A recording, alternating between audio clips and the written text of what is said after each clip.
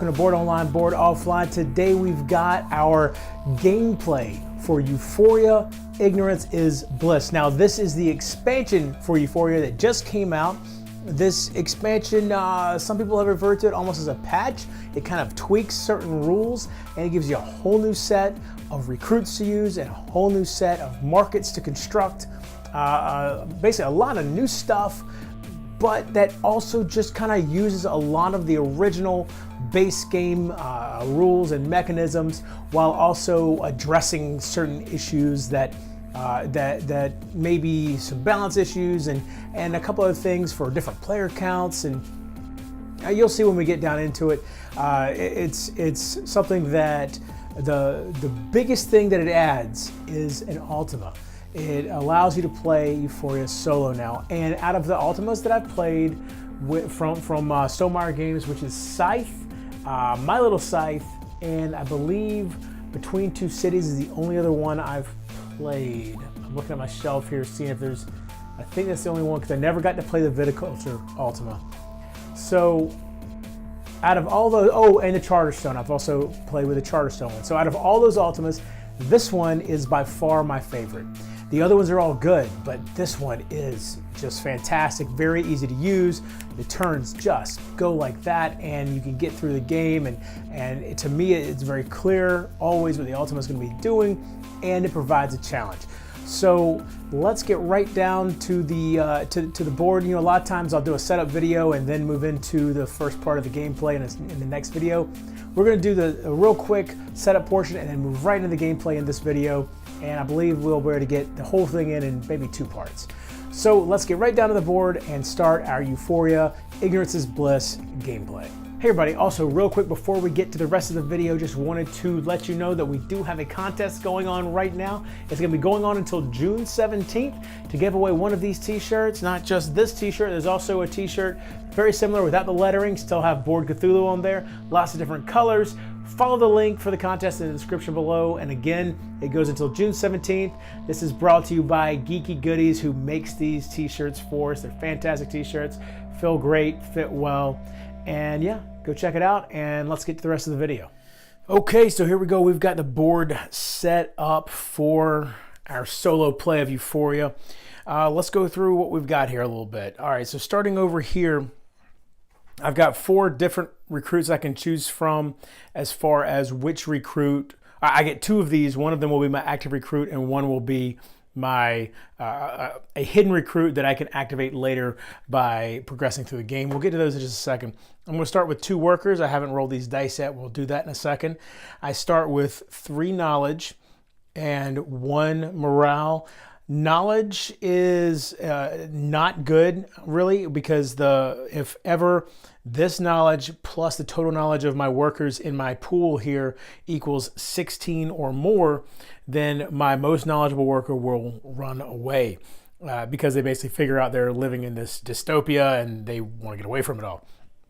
Okay, so then the black Automa and the white Automa both will start with 4 workers. They pretty much keep those. There are things that can happen that cause them to potentially lose some workers for a little while, and we'll cover that when and if that happens during the game. You can see we've all got our 10 authority tokens here. The first one to get 10 out on the board wins. You'll notice that the Automas don't have morale or knowledge. That doesn't really come into that's not really a factor for them at all. This Automa is aligned with the Euphorians, which are, you can see there's a Euphorian tunnel here. They're the ones that make electricity, basically. They have the generator here, and you've got the Euphorian territory, the Wastelander territory over here, the Subterran territory, and the Icarite territory up in the clouds. Okay, so meanwhile we've got the white Automa that's aligned with the Wastelanders, and you'll see how that really kind of affects what they do throughout the game as well as we play. Here's the Automa deck, and I've got this set up. There's I think 6 different difficulty levels. Yeah, you can see here on the back of the Automa rule book, there's beginner and intermediate. This is the one that they start you with in the setup. I've actually beaten beginner and intermediate so far. So we're gonna be doing the experience setup tonight. And then you also have Veteran, Expert, and I Want to Cry. So we'll see how I do against the experience setup for this deck.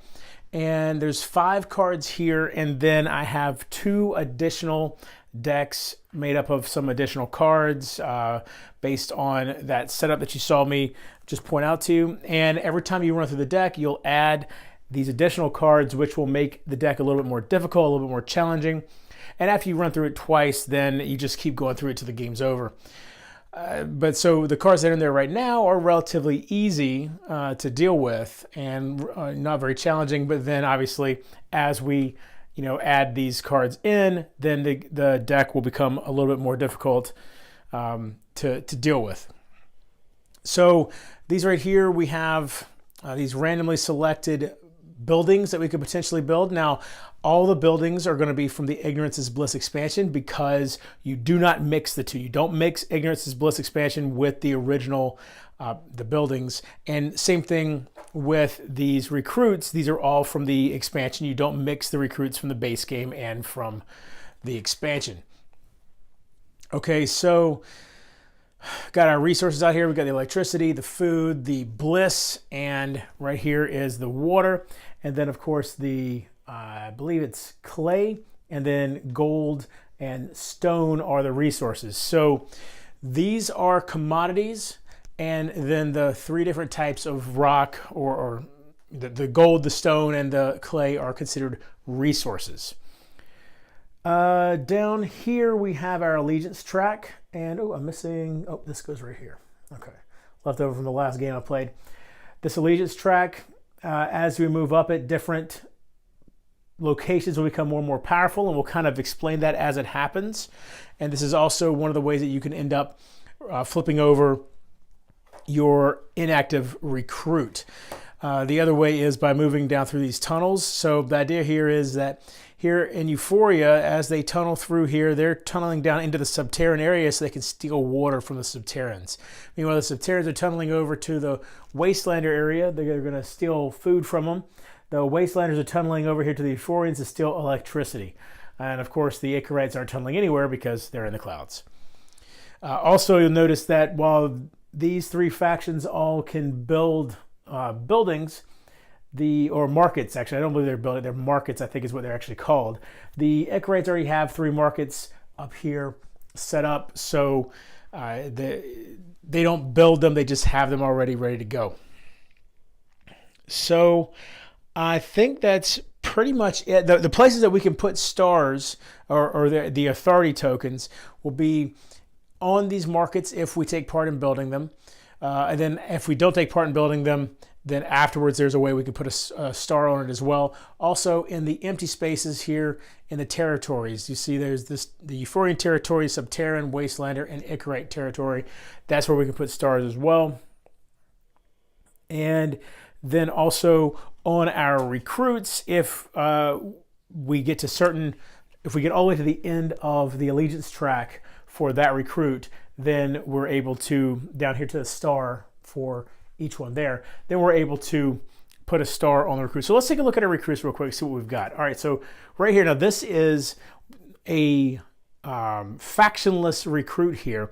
These were not in the base game. This is a specific to the expansion recruit here. So we've got Jeroen the Hoarder. If you have at least 1 resource and retrieve 3 to 4 workers, gain a resource, keep it in addition to the original resource. Okay, so you know what? I'm holding on to this guy because I have not played with any factionless recruits yet. So we're gonna hold on to that guy. And I'll see who else we have here. We've got Chaga the Gamer. He's a Euphorian aligned recruit. At the beginning of any of your turns, you may pay that specific type of artifact to activate one of your recruits. Okay, let's see. So now here's the thing. If you get a factionless recruit, they have to start as your activated recruit. So he would actually be an inactive recruit, and so it wouldn't actually make sense because his whole thing is he can make a recruit become active a lot earlier. So probably won't use him. We've got Fraser the Motivator. When you gain a 3rd electricity this turn, you may gain Bliss, food, or water instead. Okay, that could be good. And Ahmed, the artifact dealer, you pay one less commodity than the cost shown on the bazaar, if any, when you gain an artifact. So you can see over there we have our artifact bazaar, okay?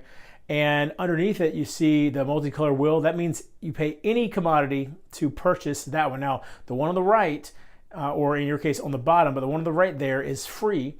And then it's one commodity for the second one, or one commodity for the third one, and then two commodities for the first one. And so in effect, though, what Ahmed would do is make it so that you pay one less commodity so that everything would be free except for the last one there, in this case, the glasses, and they would only cost one. So that's pretty good. And I actually think I will go with Ahmed as my second recruit. So he'll be the inactive when he goes face down right there. And these get discarded back to the discard pile for recruits. Now, the Automas don't deal with recruits, so that's it. Nobody. Normally, we would all be, if it was players, human players, we would all be revealing this guy at the same time, our active recruit at the same time. But again, we're playing with the Automas, so I think that's pretty much it. That's everything we need to do to get this show on the road. So let's go on and start with the first round. Oh, and one last thing I forgot to show you. On the back of this reference card is what's called a moral dilemma. And I can spend a book or I can spend any two resources to choose to either read a book or burn a book. If I read a book, then I then get to draw two recruits and keep one. So that's one additional recruit that I'll have. Instead of just the two, I'll have three. Or if I burn a book, then I'll place an authority token right here on this card. That's the other way that I can gain an authority token. So now one thing I didn't do yet, let's go ahead and roll everybody's workers. So 4 and 3. So every time that I roll a worker for myself and bring them off the board and roll them or whatever, if I ever roll them, I count up their knowledge. So in this case, 4, 3, 7 plus 3 is 10. That's less than 16, so I'm good to go. All right, so the Automas don't have to do checks for knowledge. They just roll. All right, and there we go. Okay, oh, and now we should already have one card out. So that'll be their first card, and you'll see how this works here in a second.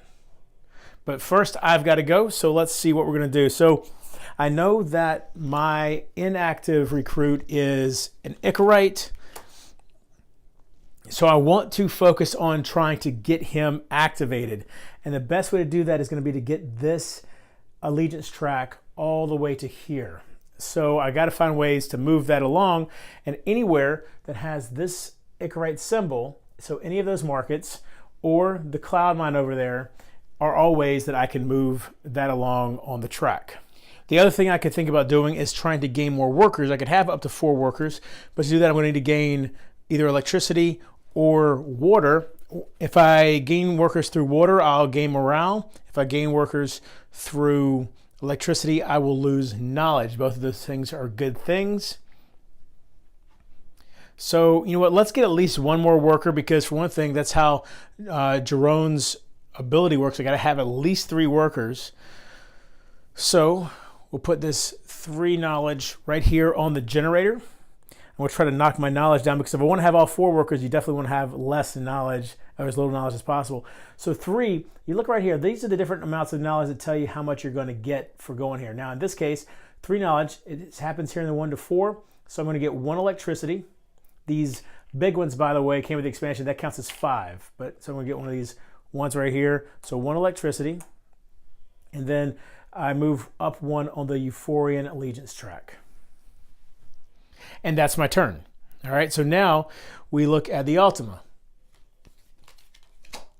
So here we go. So first things first, this right here, this symbol up here means that we're going to get rid of 1 card from the artifact bazaar. So that means that this baseball bat is gone. We'll put it in a discard pile right here. This moves down, and the next artifact off the top of the deck gets added right here.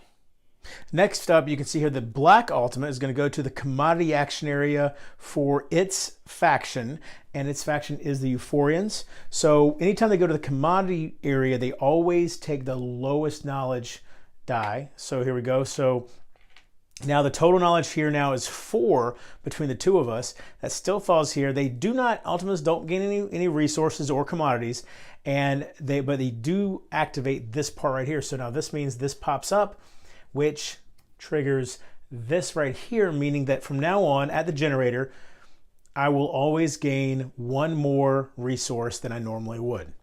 Okay, that's everything for him. Next up, we have the white Automa, who has they're going to go to they're going to mine at the Euphorian mine. So if you go anywhere other than the commodity section, the commodity area, the Automas take the largest knowledge die, place that here, which moves that worker down 1, and that's it. Now normally I would have to pay an electricity, and I would gain either a gold or an artifact, but for the Automa they don't gain any of that stuff, and they're just moving down the track. Okay, so next it's my turn again, because that's everything for the Automa. So next is my turn, and I will, let's see, I need to get more electricity if I want to recruit workers. So I'll go back here again. So now we're at 478, so we fall right into here. But this has been activated, so I'm going to gain 2 electricity. All right, so now I do have 3, which is enough here, so we'll be able to do that next time. And I lose a knowledge, so that goes down to there. So now we're back to the Automa again. This slides over, go to here, and so we've got nothing here for the artifacts, and this symbol is not going to come into play this time, so whenever it does, I'll let you know about it. The black Automa is going to go to the Euphorian commodity area again, so right here, but that's going to be, you can see we're up to 9 knowledge now. Doesn't have anything to do with the allegiance track, so nothing happens there. And then for the white Automa, we've got the commodity area, this time for the Wastelanders. So over here, and that will move that up 1 notch. All right, so back to me. I have no workers, so I'm going to go ahead and retrieve my workers. Roll the dice. 12. All right, so that's 12 knowledge there, plus 2 is 14, so obviously I'm fine. But you can see how a roll like that could be pretty detrimental. Okay, so that was my turn. So now we go back to the Automa. All right, so we have the resource area for the black Automa, which is going to be Euphoria right here. All right, so now we have 3 knowledge there. So this time it does bump this up again. Okay, and oh, I forgot to tell you 2 ways the Automas can gain authority tokens that I cannot. The first time is if they get to a point where they would flip over a inactive recruit of their faction. So for the black Automa, if they get to this point or this point, either one of those first will give them an authority token. For the white Automa, it'll be here or here. And then the other way is if they get all the way to the end of their allegiance track. So again, for the black Automa here and for the white Automa there. Okay, so continuing on with the white Automa, they're going to go mining for the Wastelanders. So right here, and move that. All right, so now back to me. I will get my worker, like I said, go right here, spend the 3 electricity. I'm going to lose, well, I would lose 2 knowledge, but I only have 2, and the lowest you can have is 1. So that's where I'm at with that. And then I will gain a worker. Got to roll them. All right, so we're good to go on our knowledge check there. And that's my turn. So now move this over. Okay. Now, here's where this symbol is going to come into play. What this symbol means is that if the Automa would retrieve their workers, they will leave the highest valued worker that is on a commodity area on the board. Okay, so in this case, and the times they retrieve them is if they have no workers whatsoever, or if this symbol, or if certain symbols come up that make them retrieve. And the symbols that do that are the commodity symbol or the mining symbol. I believe those are the only two. Yes, either commodity or mining calls them to retrieve workers if they have exactly one worker left, which as you can see, both of them do. So for the black worker, he's going to retrieve, but let's see, here are the three that are on commodity areas, so he'll leave, they're all one, so he leaves one behind. He's going to roll these. There we go. All right, and the white worker, retrieve this. This is the only one that's on a commodity area, so it's going to stay right where it is. There we go. Okay. So now for me, question is, do I want to go ahead and get my fourth worker, or do I want to leave things as is and instead start focusing on maybe my Icarate Allegiance track? That's one thing I could focus on. Yeah, let's start working on our Icarate Allegiance track for now. Maybe we'll get another worker a little bit later, but for now we're going to go here. It's going to get me one Bliss and move up one space on this Allegiance track. Okay, so now we're back to the Automas. They have no more cards, so we are going to shuffle in these additional cards. So now, instead of a 5-card deck, 1, 2, 3, 4, 5, 6, 7, 8, 9, 10 cards with some stuff that's a little bit fancier than what we've seen so far. Not all of them. Out of these 5 cards that I just added, 2 of them are very similar to what you already saw, but 3 of them are going to be a bit more challenging. So here's the support card, and you can see right here, if this corner is green, then it's going to be one of the base level cards. But in this case, you can see it's pink, so it's one of the more challenging cards. And then see here green, so this is a base level one. All right, so what we've got here is the black Automa is going to go to its commodity area, so we're going to the Euphoria area, moving this up another space. And the white one is going to Euphoria as well, actually. 2. But that is a total of 5, so it's not going to affect the Allegiance track at all. Okay, so back to me. We'll go here to gain, well,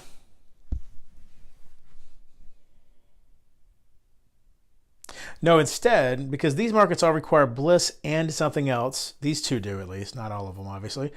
So, yeah, let's go somewhere else real quick. Let's go to somewhere that we're not going to. Well, we're using a 6, so none of them are going to affect Allegiance tracks at all.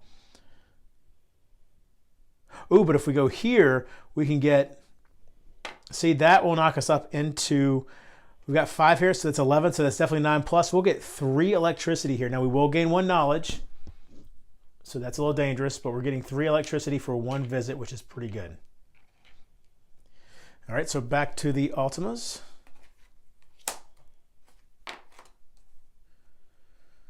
All right, so first we're going to lose these balloons right here. Slides down, and we've got a baseball bat. And then the black Automa is going to go to Euphoria. Now, the white Automa is going to go to a construction site, and they're going to go to the one for the Subterrans. And when they do this, there is a series of tiebreakers that you have a reference card that shows you, and then it's obviously also in the book. In this case, we're going to look at first markets under construction. Well, there's no markets that have anybody currently trying to construct them yet because nobody's placed any dice on any of these spots. So the next tiebreaker is any unconstructed markets, and the Subterrans have both of their markets are unconstructed. So in that case, you go to the bottommost construction space. So they'll take this and go right here. Now, in a 3-player game, which is what we're doing here, myself and 2 Automas, it only takes 2 dice to construct a market. So I definitely need to look at getting involved in that market if I don't want to be left out, because there are penalties for not contributing to building a market. Unfortunately, now on my turn, the only thing I can do is retrieve my workers, so I will retrieve all my workers. Now, you can see I'm retrieving 3. Unfortunately, I don't have a resource to take advantage of the Hoarder's ability. That's fine. Let's see where we're at here. Oops. Yeah. 5, 12 plus 2 is 14. We're good on our knowledge check. Oops. That was a 2, right? Yeah. Okay. All right, moving back to the Automas. Okay, so they're both going to end up retrieving workers this turn, and there's no camping though, so the black Automa will retrieve everybody. Whoa. Flying all over the place here. And so will the white Automa.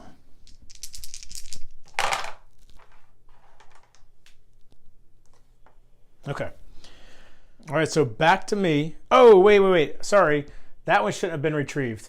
They retrieved from everywhere except for construction areas, and that was the white Automa that did that, right? I'm not sure what that number was. It doesn't really matter a whole lot. We'll put that back out there. My turn now. Now I really want to try to get to here before another Automa does. Also, it would be useful for me to have some resources anyway. So I think I'm going to go here. And I will use my 5 here. And I'm going to spend 1 Bliss and 1 resource of any other kind. And convert it into 2 different... sorry, these were commodities. 1 commodity of any kind. Convert it into 2 different resources. So I'm going to grab a stone and I'll grab a gold. Okay. All right. Back to the Automas. Black's going resource or commodity area for the Euphorian right here. And white is going to go mine for the Icarites, except the Icarites have no mines. That's what this other little symbol here is for. So they're going to this market right here with this guy. And that's going to move that, which is good for me since I'm going to be using the Icarites a lot. And now the cloud mine is going to give us an extra bliss. Back down to me. Okay, so we're going to go ahead and use this 5 right here. And that'll take a stone away from me, which is going to slide this over. Okay, both these dice get re-rolled and sent back. And this gets flipped over. And we have the Concert Hall of Harmonious Discord. So I get 1 authority token for helping build that, as does the white Automa. All right, so what you see here is basically if I had not helped, then I can't gain morale if you have 3 or more already. Okay, I would have to get an authority token on there in order to negate that penalty there. Also, we can now use this as a way to gain authority and to increase the Subterran allegiance track here by spending a gold and a board game artifact here. On top of that, because the black Automa didn't contribute here, they are now penalized. This flips over. And you can see there's a 6 die here. What that means is that anytime they roll a 6, now not these 6s, but from this point forward, anytime they roll a 6, it will get quarantined over here and they can't use it until they retrieve their workers, and they'll get to re-roll it. The way they can fix this is by eventually getting a star there, and there's ways they can do that the Ultima cards take into account. So speaking of which, let's go ahead and flip the next one over. Okay, so this artifact card goes away. And we've got a board game, by the way. Not just any board game, that is Viticulture, which is pretty cool. That's, of course, one of Stonemaier Games' hottest games. I think maybe their first one. I'm not 100% sure on that, but definitely one of their best-selling ones. Let's see. So that was that. So now black is going to the Euphorian commodity area again, and white is going to mine for the Wastelanders right here. Oops. Okay. So now, what do I want to do? I'm going to get some more Bliss. So I'm going to run up here. It's going to get me 2 Bliss and move this up on the track. The Automas turn. The blacks go into the Euphorian market again. And the white is going to the Wastelander market. We're just going to move this up, which triggers this. So the farm is now producing extra food. And I think kind of have a nice little, I think I'm going to go ahead and bump this guy. Anytime you see a space that has this arrow, that means you can bump the worker that's there. So I'm going to bump him. He goes back down here. And I will spend an electricity and a Bliss to gain 2 resources. So I think I'm going to try to build. Let's try to build over here. I'll gain a stone and a gold again. And we're going to try to build this one right here. Let's see. Okay, so now back to the Ultima. So again, man, the black Ultima is going here again. Oh, nope. The black Ultima has 1 die commodity, so the black Ultima is going to retrieve, but also camp, so that 6 will stay there. Roll these 2 5s. Okay. And then the white is also going to retrieve everybody here, here, and here. And they're not, okay, I saw that 6, but they're not at a disadvantage right now. They're not penalized, so that 6 doesn't affect them at all. Okay, so my turn. And we'll go on and jump right down here, take that stone spot there. Oh, what am I doing? I don't take a stone, I spend a stone. There we go. All right, so Ultima. They get rid of this artifact. I feel like every single time they've gotten rid of this artifact, but really these symbols could show up for any of these spots. And we've got a baseball bat coming out, and now, ooh, what does that do? Remind me. Oh, okay, they're going to go to the artifact market for, in the case of the black Ultima, the Euphorian spot.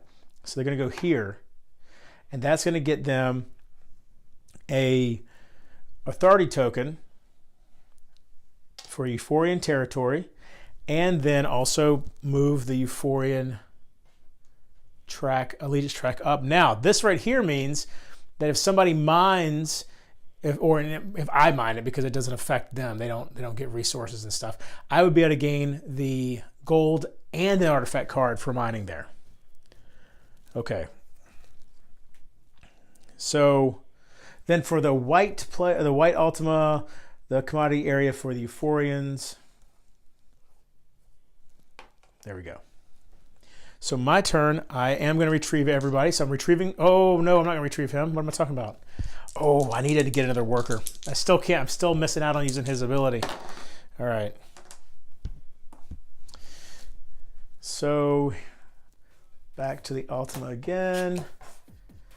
All right, so we've got mining for the Euphorians, for the black Ultima. Okay. And commodity for the Wastelanders for the white Ultima. I'm just gonna move that up.